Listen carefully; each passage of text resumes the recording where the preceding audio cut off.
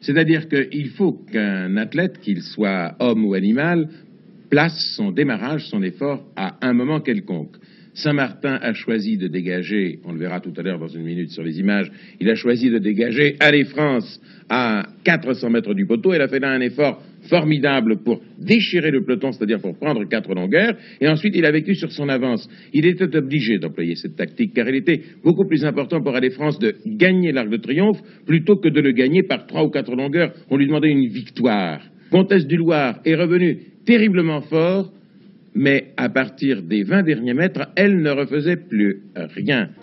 Nous allons voir maintenant les images de cette course qui, comme Jean Reynald vous le disait très justement, s'est terminée par la victoire de la grandissime favorite.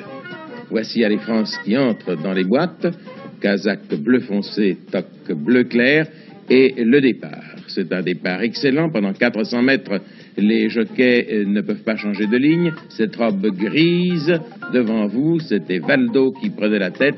La tête, c'est le cheval de jeu de Sagaro, le vainqueur du Grand Prix de Paris 1973. Cette belle image des chevaux galopant dans la montée vers la porte de Boulogne, c'est une image extrêmement inhabituelle. Lucien Gabinet, qui travaillait le direct, dont nous voyons, je suppose, le magnétoscope, avait réussi à placer ses caméras de manière telle que nous fussions en mesure de voir la course de face. Et voici Valdo qui prend donc la tête, derrière lui Busiris. On monte, nous voyons enfin ce qui se passe derrière le petit bois, 51 dimanche par an. Les fois où nous allons à Longchamp, on voit le petit bois, mais les chevaux disparaissent derrière le feuillage, et cette fois-ci, nous voyons comment les choses se passent derrière ce petit bois. Donc, Valdo mène grand train, les chevaux arrivent à la porte de Boulogne, et après cette difficile montée, il faut descendre. Toujours Valdo en tête, casaque foncé, toque clair. Allez France, qui était en 3e position à un moment, a un petit peu été reprise par Saint-Martin, qui tout de même la conserve non loin de la tête. Son entraîneur lui avait dit, vous pouvez vous tenir devant, vous pouvez vous tenir derrière, vous avez toutes les chances de gagner la course, choisissez la tactique qui vous conviendra le mieux. Et là, Saint-Martin est toujours, casaque foncé, toque clair, je le rappelle, en 4 ou 5e position, de manière à placer le démarrage et à mettre la jument hors d'atteinte et hors des atteintes, c'est-à-dire des incidents, des accidents possibles. On My Way va bien récupérer. Et lui, sa course ne m'a pas beaucoup plu. Sagaro aura plutôt été un peu décevant pour un gagnant du Grand Prix, encore que pour le moment, il aille très bien. Et c'est le moment, c'est l'instant où, venant à l'extérieur, vous reconnaissez Allez France avec le noseband, cette espèce de peau blanche de mouton qu'elle a sur le chanfrein. Voici l'instant où Saint-Martin lance Allez France. À ce moment-là, dans les mêmes couleurs, il y a encore Paulista, la 2e jument de l'écurie Wildenstein, pour laquelle Freddy Head se les mène, et c'est un petit peu long pour elle. Saint-Martin a donc pris, vous voyez, il ne demande pas un maximum à Allez France. Derrière Comtesse du Loir, au contraire, à la corde Margouillat, casaque cerclé, Comtesse du Loir sort un maximum pour essayer d'aller vers Allez France, mais dans les 20 derniers mètres, elle reste à sa hanche. Saint-Martin pousse sa jument au bras, tandis que le jockey de Comtesse du Loir lui demande un maximum.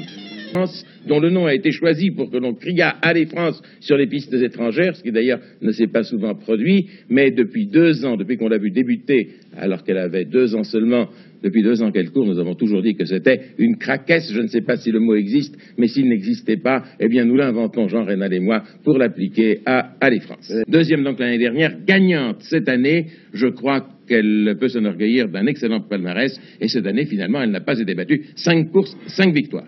Si vous voulez revenir à des questions bassement matérielles, il y a eu beaucoup de jeux, bien sûr. Oui, je ne sais pas si le record a été battu. Est-ce que vous pensez que le tiercé va être d'un bon rapport? Le favori gagne. Le favori gagne. Elle fait 1 franc 50 gagnant et elle fait 1 franc 50 placé. Comme elle était couplée au pari mutuel avec Paulista, les gens ont joué l'écurie Wildenstein et ils ont pratiquement abandonné Allez France placé. Quand je pense... Je ne parle jamais de jeu parce que finalement c'est une émission sportive, mais enfin il est amusant de constater qu'en mettant 10 francs sur Allez France placé, c'est-à-dire dans les 3 premières, on touchait 5 francs de bénéfice. Ça fait 50% de minutes et demie. De l'argent, je croyais. Non. Mais il y avait derrière Comtesse du Loir à 44 contre 1 et Margouillat qui devait être à une cote encore plus grande. Cela devrait être, compte tenu du fait qu'Allez France est tout de même la grande favorite, et que je vous dis, il ne doit pas y avoir de ticket de tiercé sans elle, sans son numéro 9, eh bien cela va être un très beau tiercé. Cela devrait être un très beau tiercé.